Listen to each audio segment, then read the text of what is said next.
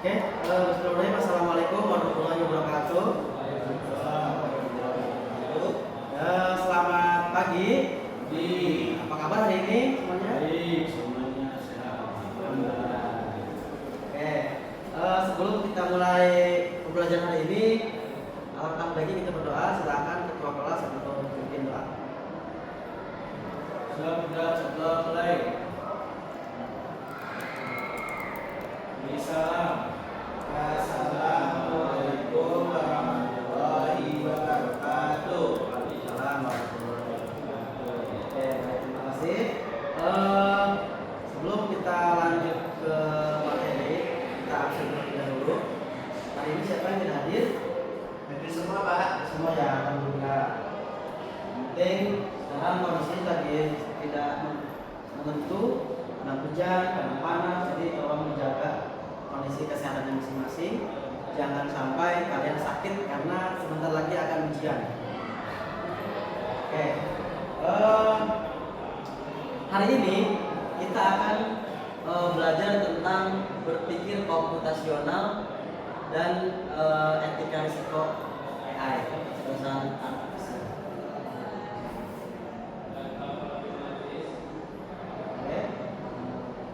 Tujuan pembelajarannya yang pertama menjelaskan hubungan berpikir komputasional dengan AI. Kemudian mengidentifikasi contoh etika dan risiko penggunaan AI. Ketiga, mendiskusikan bagaimana berpikir kritis membantu keputusan etis. Sebelum lanjut, kita ada SPP. Silakan perhatikan saya. Perhatikan ucapan dan gerakan yang saya lakukan. Ketika saya bilang coding pegang kepala, nanti kalian pegang kepala. Tapi kalau misalnya nggak ada codingnya, berarti tidak usah ikutin pegang kepala. Nanti kalian ikutin diam. Kalau ada codingnya, ikutin. Jadi di sini ada dua sensor penglihatan dan pendengaran. Coding pegang mulut.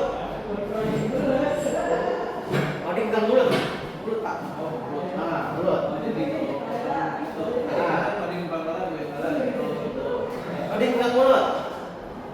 Coding telinga. Muka. Mata. Coding kepala. Coding telinga. Oke, masih bagus. Terima kasih. Selanjutnya ini. Pernahkah kalian melihat video palsu atau deepfake? Pernah? Pernah ya? Seperti apa? Nah, ini ada contohnya nih. Oke. Contohnya ini nih, Ronaldo. Ronaldo melempar anaknya ke apa ya? Ke gedung. Nah, seperti itu. Padahal itu defect, palsu. Hasilnya ada yang ini. Nah, iya itu adalah aslinya. Jadi di zaman yang penuh canggih modern seperti saat ini, kita jangan mudah tertipu dengan video, perkataan, kalimat yang ada di media sosial. Lanjut ke ada dua. Apa dampaknya jika data pribadi kalian disalahgunakan AI? Kira-kira apa dampaknya? Mungkin pinjol segala macam gitu ya. Jadi hati-hati data kalian jangan sampai bocor di AI. Disalahgunakan. Kemudian masuk dengan konsep berpikir komputasional. Berpikir komputasional itu komputasional itu berasal dari kata komputer. Nah, jadi komputasional, jadi kita harus berpikir secara komputer. Yang pertama, komputer itu berpikir secara dekomposisi, memecah masalah besar menjadi bagian-bagian kecil yang lebih mudah untuk dikelola, sehingga dan diselesaikan.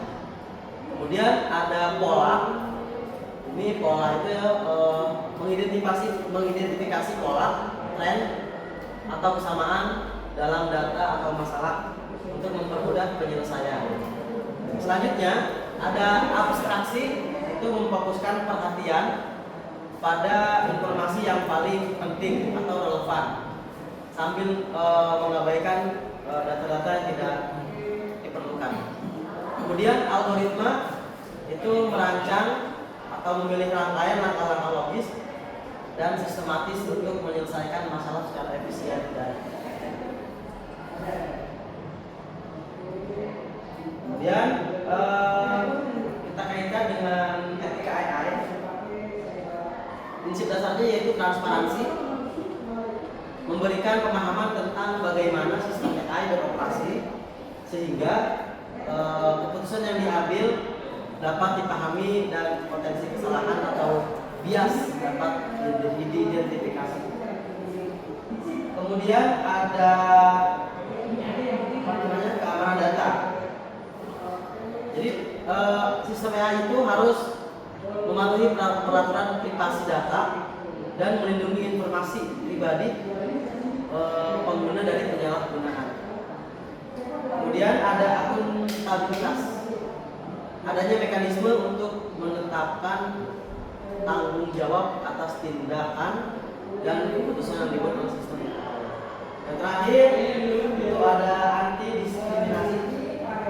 Memastikan sistem AI tidak menunjukkan bias dan tidak diskriminatif terhadap kelompok tertentu. Ini risiko AI yang tadi sudah Bapak tanyakan di awal, deepfake, video palsu. Jadi itu risikonya. Jadi kalau kalian lihat di beberapa media mainstream itu banyak ya video-video yang dipelintir. Padahal informasinya bukan itu, tapi diedit oleh AI oleh seseorang, dipalsukan. Itu risiko-risiko yang harus kita hadapi. Kemudian privasi data, penyalahgunaan informasi. Ini penting, jangan sampai data-data tersebar dapat didapatkan oleh orang-orang yang tidak bertanggung jawab. Nah, itu kemudian bias algoritma diskriminasi. Jadi mendiskriminasi hasil AI. Oke. Kemudian diskusi kelompok. Linknya Bapak kirim di grup kelas ya. Silakan buka laptopnya untuk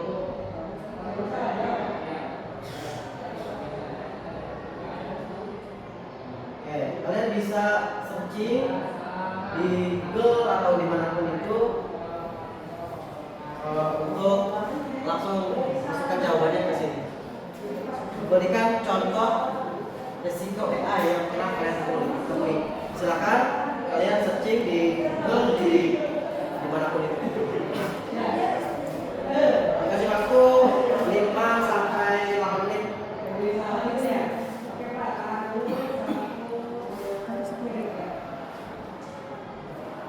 Silakan. Kalau sudah langsung dimasukkan ke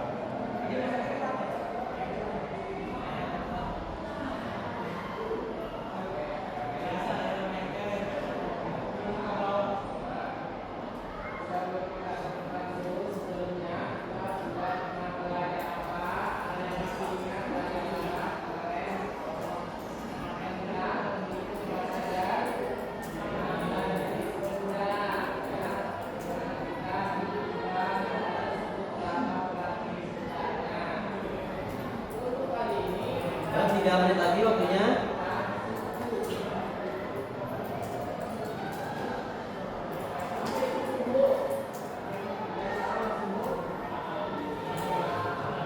Oke, udah ya. Silakan disebutkan, dijelaskan kira-kira apa yang pernah kamu lihat. Yang pertama adalah mengganggu privasi orang lain dan menggunakan data pribadi yang tersebar. Bila kita menggunakan AI, takutnya nanti bisa disalahgunakan ke pinjol dan macam-macam. Terus membuat manusia menjadi ketergantungan AI, karena AI sangat mudah digunakan tuh, Pak. Misalkan contoh kebijakan soal kita scan itu dan keluar jawabannya. Takutnya nanti manusia dapat menggunakan AI. Lalu ada ketimpangan sosial akibat penggunaan AI. Misalkan ketimpangan sosialnya kita jadi sulit untuk berkomunikasi dengan orang lain. Karena kan sekarang AI juga ada aplikasi chat dengan AI. Kan kita bisa membuat chat lebih gampang chat dengan AI. Lalu menerapkannya etika dan berpihak pada aturan AI.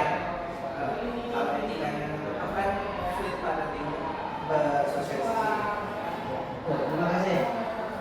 Jadi penting ya bagi kita untuk memahami risiko-risiko AI.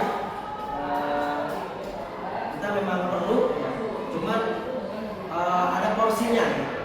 Nggak semuanya yang kita lakukan sekarang, nggak semuanya harus pakai AI.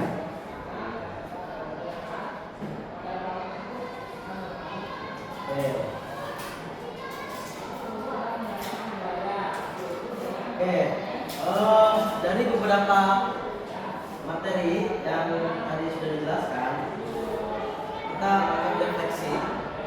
Hari ini saya belajar AI, belajar bahwa AI bisa membantu, tetapi kita harus titik-titik. Bisa diisi? Tidak langsung di yang tadi.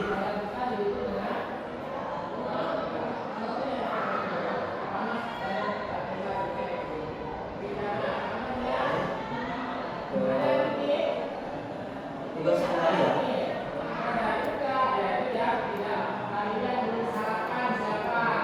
Akan dijelaskan di sini.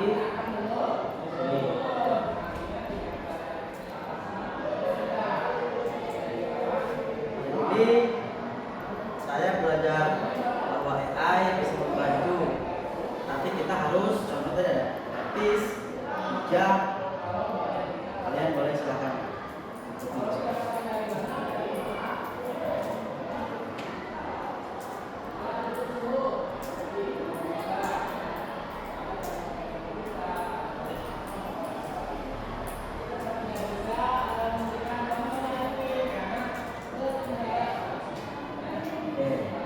Boleh dibacakan refleksinya? Ya, hari ini saya belajar bisa melakukan kita harus bijak dia tidak dengan Oke, tepuk tangan. Oke, sebelum kita akhiri mungkin ada yang ditanyakan. mengenai aplikasi apa yang kira-kira bisa mengecek bahwa berita ini palsu atau tidak. Ya, untuk berita palsu atau tidak itu biasanya kalau misalnya berbentuk surat, biasanya kita harus mengidentifikasi dengan instansi terkait. Misal ada informasi tentang biasanya kalau di sekolah itu memintai data-data peserta didik. Kalau misalnya Kementerian Pendidikan itu biasanya websitenya itu belakangnya .go.id. Kalau yang palsu suratnya itu berbentuk biasanya .com, .co.id. Nah, kita harus perhatikan di situ. Untuk aplikasi kayaknya sih belum ada ya. Cuman kita harus memastikan, make sure ke pihak-pihak terkait. Misal kalau ada surat yang tadi sudah saya contohkan, kayak misal kementerian memintai data-data sekolah, contohnya siswa, tanggal lahirnya, hidupnya ke sekolah tersebut, terus sekolah tersebut mengirimkan datanya, dan itu termasuk kesalahan ya, risiko. Nah, dapatkan seperti itu. lagi cukup? Untuk kesimpulannya hari ini, untuk berpikir komputasi membantu memahami AI. AI punya manfaat dan risiko. Etika digital sama dengan bekal menghadapi dunia nyata. Ada quotes ya di bawahnya.